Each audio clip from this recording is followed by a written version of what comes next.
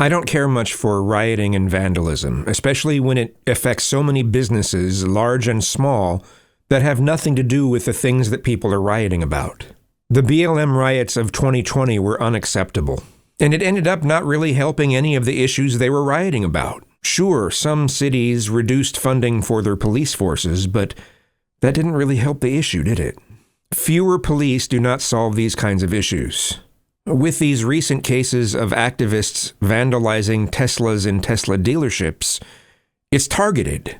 It makes the point quite clear, and it primarily hurts Elon. I don't condone it, but I think it's far better than vandalizing sections of a city. I can't at all agree with vandalizing individually owned Teslas that people just find on the street somewhere. You don't know if those Tesla owners agree with Elon or not. I don't think people deserve to have their property vandalized. If activists start getting the idea that vandalizing personal property is justified, then what would stop them from vandalizing vehicles or other personal property because it had a Trump sticker or a Trump sign? Something I'd like to clarify from my previous video is that Elon is not responsible for doing any of the cutting of any of these programs. He's just responsible for finding these things that could potentially be cut by Trump or Congress.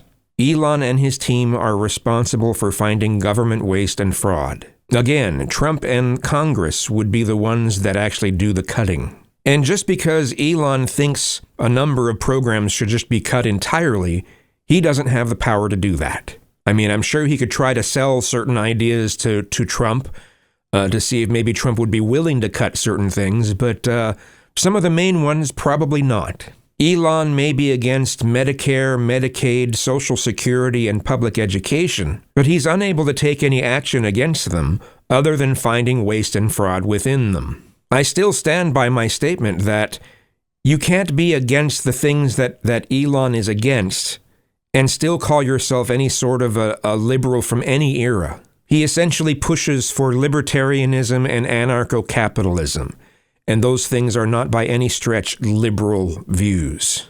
Just saying.